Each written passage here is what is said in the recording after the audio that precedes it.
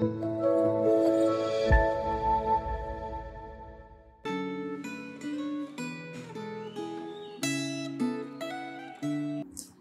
pagi Bapak Ibu Saudara. Mari sebelum kita merenungkan firman Tuhan, kita berdoa terlebih dulu.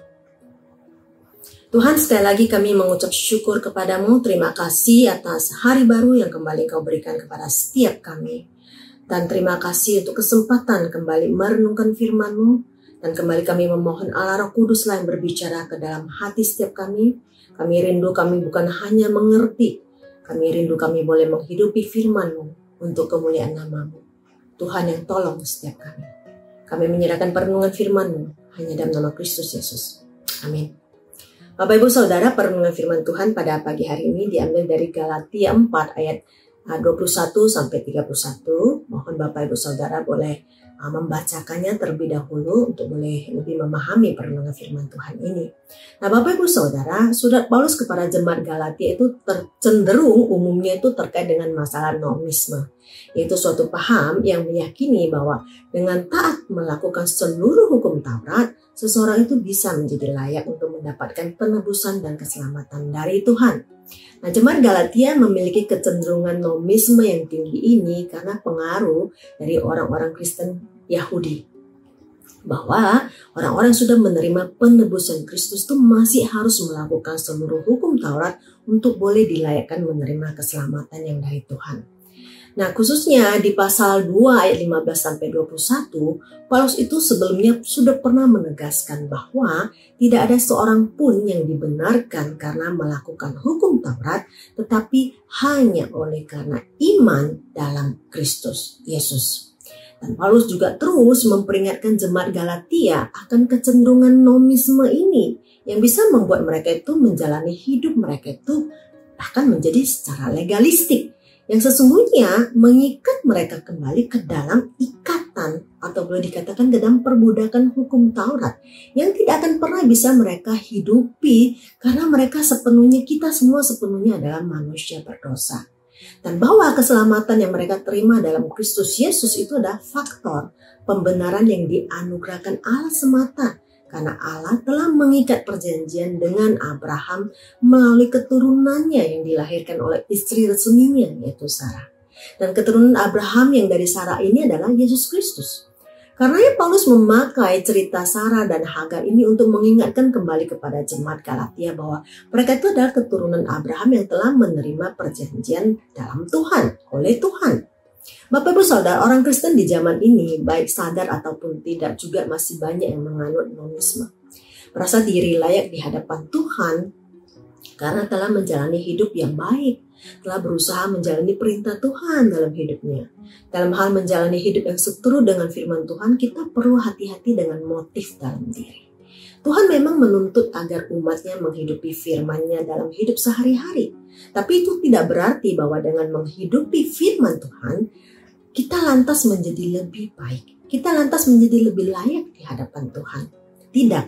Apalagi kalau kita membandingkan dengan orang lain yang kita anggap itu tidak sebaik kita atau tidak setaat kita, tidak sehebat kita di dalam menghidupi firman Tuhan. Tuntutan Tuhan bagi kita untuk menjalankan perintah-perintahnya tidak dimaksudkan seperti itu. Tetapi justru merupakan desain Tuhan agar kita memiliki hidup yang terlepas dari ikatan seluruh dosa kita. Kristus telah menebus kita sekali untuk selamanya dan kita telah dilayakkan di hadapan Allah Bapa sekali untuk selamanya. Menghidupi tuntutan firman Tuhan adalah konsekuensi dari penebusan dan pembenaran yang telah Kristus menangkan bagi setiap kita. Itu adalah konsekuensi dari kondisi kita yang telah dilayakkan di hadapan Tuhan. Jadi bukan sebaiknya. Karena kita harus hati-hati dalam menjalankan hidup yang menuruti perintah-perintah Tuhan. Jalani dengan dasar prinsip yang tepat. Jangan sampai terjebak dalam pemikiran bahwa karena kita berupayalah, maka kita layak mendapatkan perkenanan Tuhan. Tetapi kita harus kemudian mendapatkan perkenanan Tuhan itulah kita menyenangkan hati Tuhan. Dan dengan menyenangkan hati Tuhan adalah bagaimana kita hidup menuruti perintah-perintahnya. Kenapa? Karena kita jika telusur lebih dalam lagi, kita bisa melihat bahwasanya tidak ada perintah Tuhan yang dimaksudkan untuk kepentingan Tuhan sendiri. Tidak ada. Semuanya itu sesungguhnya untuk kepentingan kita. Contohnya, ketika Tuhan memerintahkan kita untuk memberikan pengampunan, adakah pengampunan yang kita hidupi itu menguntungkan Tuhan? Justru menguntungkan kita, bukan? Relasi yang dipulihkan kembali melalui pengampunan tersebut, itu akan membuat hidup kita itu lebih tenang, membuat kita itu lebih damai, dan kita lebih positif, kita lebih produktif dalam menjalani hidup ini. Ingat, Tuhan kita itu adalah sempurna. Dalam kesempurnaannya, maka Ia sama sekali tidak membutuhkan apapun di luar dirinya. Tidak ada yang bisa kita lakukan yang bisa membuat dia mendapatkan manfaat. Atas dasar inilah saya tegaskan lagi bahwa semua perintah Tuhan yang diajarkan dan dituntutnya untuk dihidupi oleh umatnya, sesungguhnya itu adalah untuk kepentingan umatnya. Karenanya, hidupilah firman Tuhan bukan dengan beban seakan-akan kita masih diperbudak oleh hukum. Kita sudah dimerdekakan Tuhan. Hukum tidak lagi mengikat kita. Hukum tidak lagi memperbudak kita. Tetapi hiduplah firman Tuhan dengan iman, pengharapan, dan kasih kita yang semakin dalam dan semakin besar kepada Allah. Karena semua perintahnya dirancangkannya bagi kita menurut apa yang kerinduannya bagi kita untuk bisa mendapatkan hidup yang lebih baik.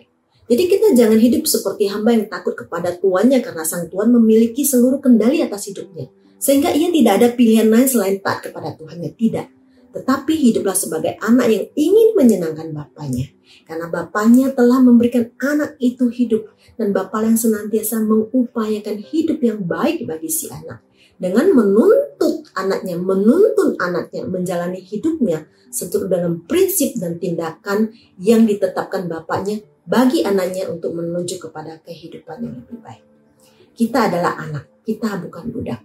Sebagai anak-anak Bapa, maka seharusnya kita menjalani perintah Bapa karena kita percaya Bapa telah menetapkan semuanya itu untuk menuntun kita pada kehidupan yang lebih baik.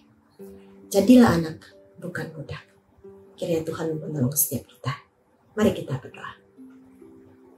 Tuhan, sekali lagi kami mengucap syukur kepadamu untuk firman-Mu yang kembali mengingatkan kami bagaimana seharusnya kami menjalani hidup ini dengan menaati perintah-perintah-Mu, tapi tidak kemudian menjadi satu kecenderungan hati yang melihat bahwa kami lebih baik dari orang lain, bahwa kami layak mendapatkan kasih pengampunan penebusan yang daripada-Mu. Tidak, Tuhan.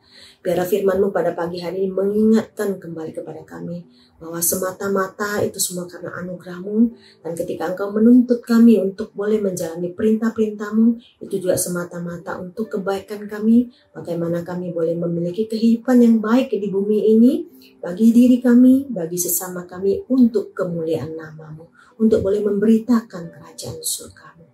Tuhan, tolong kami menjalani hidup kami bukan sebagai budak daripada perintah-perintah-Mu, tapi sebagai anak yang menjalani perintah-perintah Bapaknya seturut dengan kerinduan Bapaknya, memberikan hidup yang lebih baik bagi kami, anak-anak-Mu.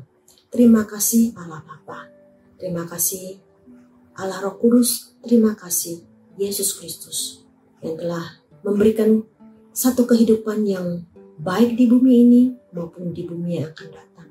Terpujilah nama-Mu. Kami ingin menyerahkan seluruh hari kami ini, mampukan kami boleh menjalaninya seturut dengan kehendak-Mu untuk menyenangkan hati-Mu. Dalam nama Yesus Kristus kami berdoa. Amin. Selamat menjalani hari ini sebagai anak-anak Bapa. Tuhan Yesus memberkati.